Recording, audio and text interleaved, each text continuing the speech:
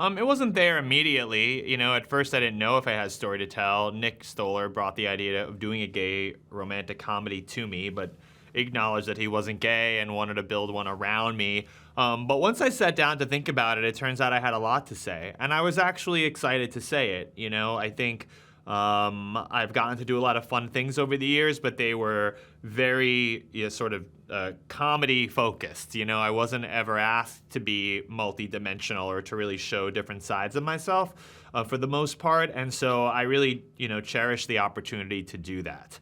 I think we get a lot of gay characters and a lot of LGBTQ characters where, the characters sort of are walking on eggshells around what real gay life is, and I didn't want to do that. My main goal was to make the movie as funny as any other Judd Apatow movie or Nick Stoller movie. Wanted to make it a real laugh-out-loud movie that everyone, straight people, queer people, could relate to, but I also wanted it to be honest and authentic about our lives. I thought that was equally as important.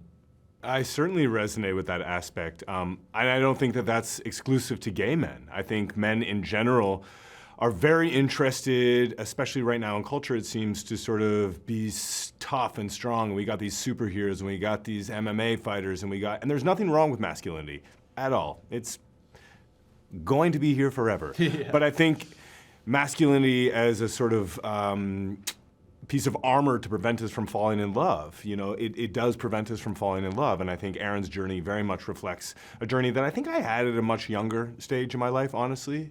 Some of the scenes at the beginning of the movie where Aaron is more shut down were some of the most difficult for me because it sort of was sad to remember that having those walls up prevents you from falling in love. I don't know, chemistry is one of those hard to define things. We definitely felt it in the room. Luke and I did not know each other before we made the movie. We knew of each other, but we didn't know each other personally.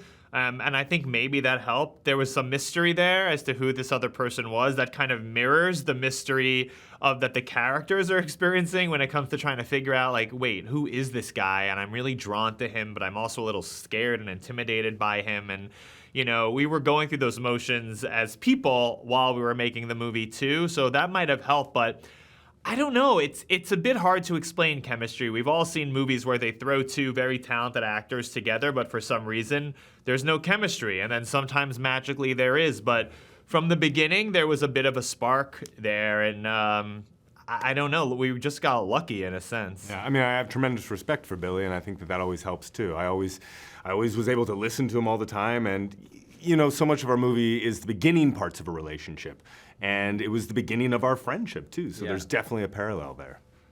Yeah, I mean, mixed emotions, because it should have happened for so many openly LGBTQ actors before us who were just as talented or probably more talented, but quote unquote, the world wasn't ready. The industry wasn't ready, which is really infuriating, but that's what people believed. So I think that, another thing that bonds Luke and I, we're not in our 20s, we're not teenagers getting to star in our first movie.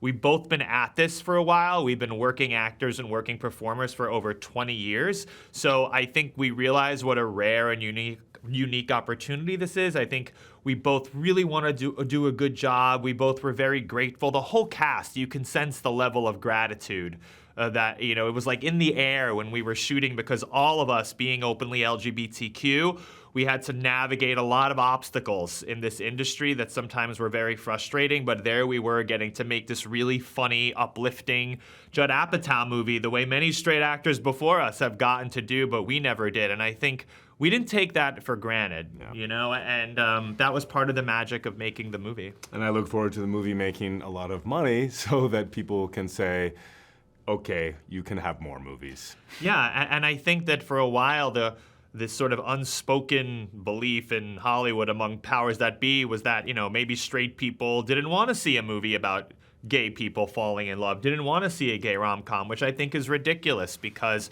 gay people have been watching straight rom-coms and loving them for our whole lives, and we relate, we laugh, we cry. Even though we weren't seeing ourselves identically, we relate to the feelings and the experiences the characters are having. So this is an opportunity at last for that to work in the reverse. It's giving straight audiences an experience that is reminiscent of all those classic rom-coms that they love and all those Judd Apatow movies that they love, and it has elements of those, but it's also at the same time unlike anything they've ever seen. And that's what makes it new. That's what makes it exciting and worth going to the theater theater to see. You know, it's more than a movie. It becomes something of an event, really.